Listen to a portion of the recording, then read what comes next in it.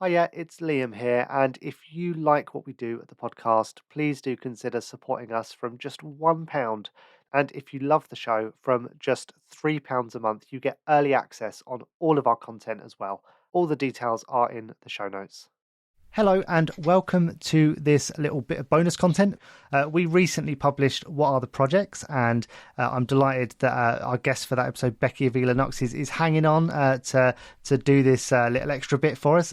Thank you, Becky. Yeah, happy to be here for the bonus content. Yeah, I've really enjoyed recording this podcast with you. There's a lot of things that we discuss in this podcast that I have a sort of basic understanding of. The projects is not one of them. So this has been an education for me, and I'm sure for our listeners as well. One thing that we just didn't have time to cover, though, that I want to just like jump straight into is, the fact that we are recording this at a time when we're not that far away from the presidential election. Who knows what way it's going to go right now? I think between Harris and Trump, I mean, there's two very, very different directions that, the sort of national political agenda could be taken. But it feels to me like homelessness should be one of those issues that just reaches across the aisle, that is sort of universally accepted as something that needs to be solved. From your kind of work, reaching out to donors and funding agencies of all sorts, do you find that, or do you find that different parties have a different sort of approach to this? Yes, there's definitely different approaches. I think everyone can agree that homelessness is an issue that needs to be solved. So I do think that there is consensus there.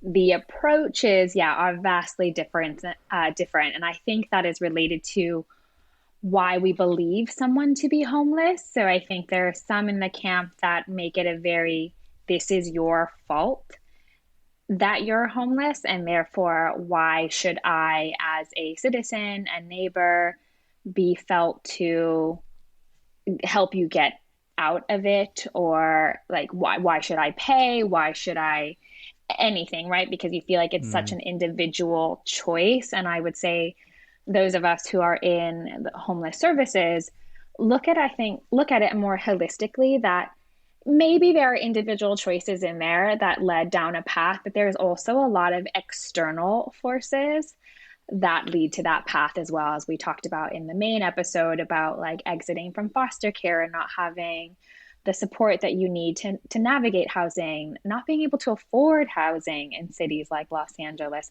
maybe struggling with your mental health and therefore you can't hold down a job, maybe like just a number of things, on top of like discrimination of all sorts. So LGBTQ plus individuals like being forced out of their homes and or discriminated against for certain jobs. So there's just a lot that can lead to homelessness. And I think those who believe that it is a very individual issue feel a different way with how it should be supported. So there are some in the camp that are like, let's take these homeless people and put them somewhere else. Like if property is too expensive in Los Angeles, like let's send them all to Bakersfield, like middle of nowhere, California, because land is cheaper. Surely it's more affordable to build out there. And if housing is the issue, let's just send them somewhere else. And I can see why, like, for some that might fiscally make sense, but then you're asking to like ship people who have a community base, let's say in LA, to somewhere they have like no connection and no like knowledge of the land. And also, I'm not sure that we should be looking at shipping people off as a solution to anything, really. Yeah, I think historically Americans trying to relocate communities hasn't really landed very well, has it? But yeah, we've seen it before. Yeah. But I think this idea of like being self-made is such an American value, right? And you can kind of see that in just just how divisive things like the Affordable Care Act is, and things that kind of create this sort of national scheme to sort of support everyone, which just isn't as much of a barrier over here in the UK.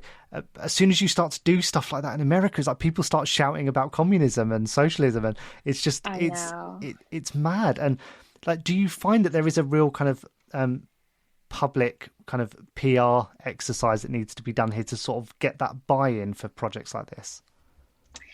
Yes, it's going back to what we were talking about too, about like poverty and how we look at poverty and the influences of poverty and the impacts. Like, is it causal? Is it like where does it start? Where does it end? Mm, And it is that whole, I think, that pick yourself up by your bootstraps mentality that is ingrained, where it's like, if you haven't managed to do that, well, that's just your own fault. mm, And that's really hard because that's that's just not always the case for everyone for a variety of reasons, as we know, racism being one of them, sexism being another, transphobia, homophobia, all the phobias. And I think it's really hard for some people to buy into that, like that homelessness is a lot more systemic than individualized. yeah. Because I think some people are looking at it, well, like you choose to do this, you choose to sleep on the streets because you don't want to hold down a job, or you choose to indulge in vices that lead to this. And, we're not looking at why a person might be struggling with these. And Yeah. I think that is what splits the issue. Yeah, yeah, that makes sense, and um, I'm actually really keen to just touch on something that you mentioned in the podcast, because you talked about taking your husband to the housing estate where you grew up, and sort of staying in your old home. Um, I mean, what was that experience like for? Because I'm a white British man. And your husband is a white British man. So I'm really intrigued to sort of understand that experience for him.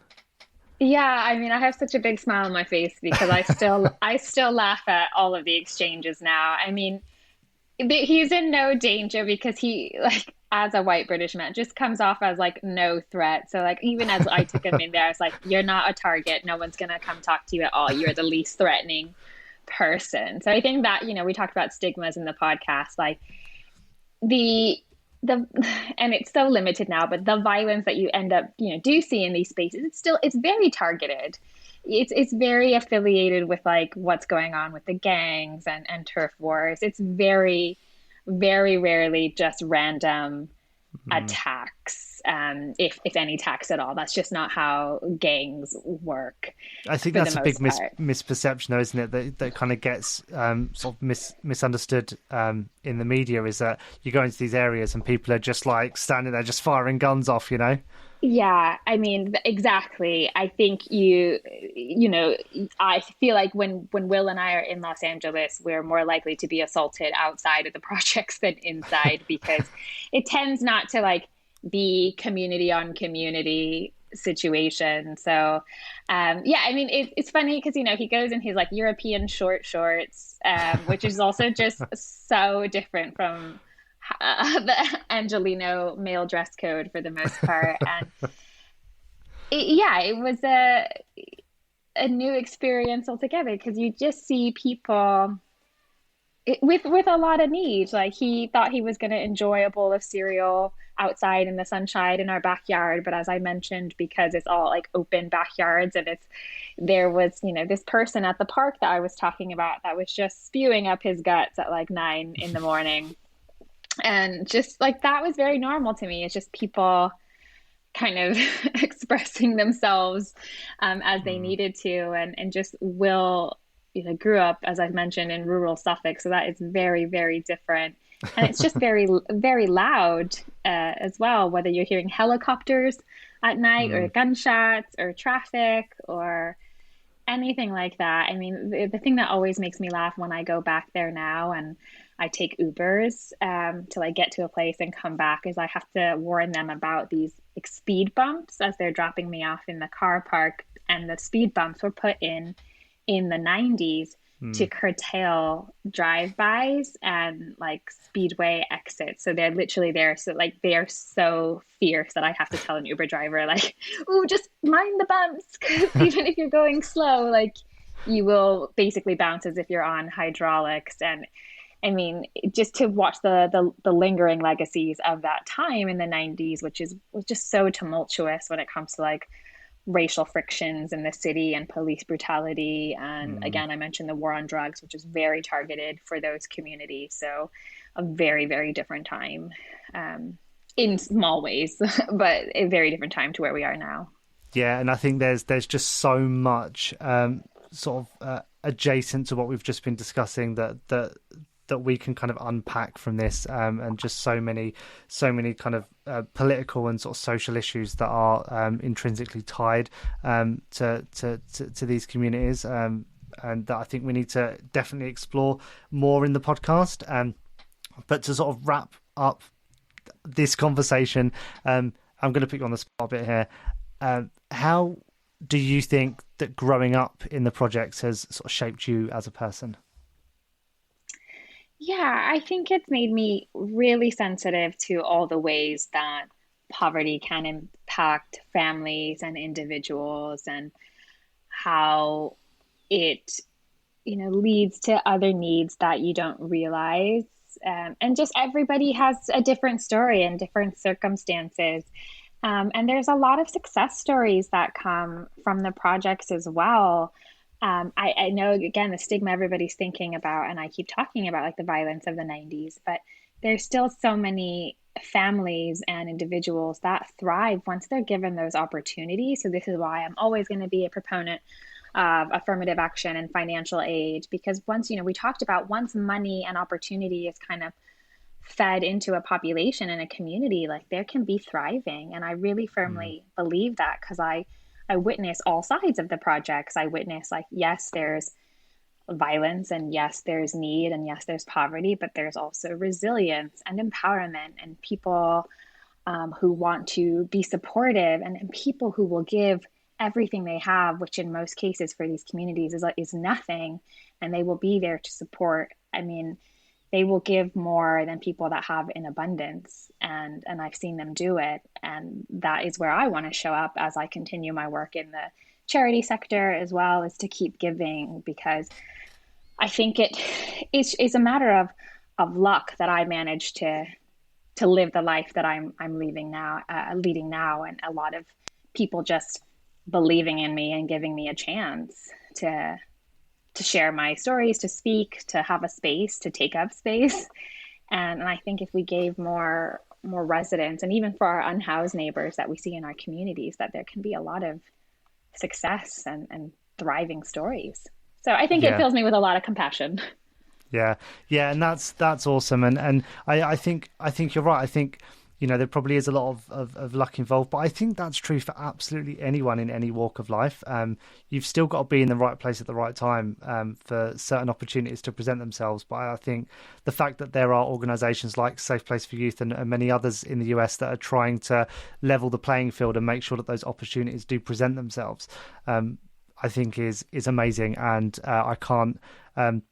Commend the work that you do enough, and organisations like that. So we'll make sure that we plug it in the show notes. And for anyone listening to this, if you haven't already listened to the full episode, please do, and go and check out Safe Place for Youth and some of the other stuff that we're going to link to sort of explore this further.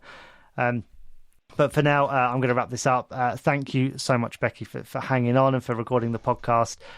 Really appreciate it. And do remind people where they can connect with you. Yeah, thank you, Liam. So I am on LinkedIn at Becky Avila-Knox, and you can also find me on Instagram. It's Dr. Avila-Knox, and my little bio is a brown girl from the projects. So if you see that, that's me. Amazing. Yeah, thank you so much, Becky. And thank you for listening. Do go check out the podcast right now. Thank you and goodbye. Thanks so much for listening to the podcast. And if you enjoy this and want more, remember you can support the show from as little as £1. All the details are in the show notes.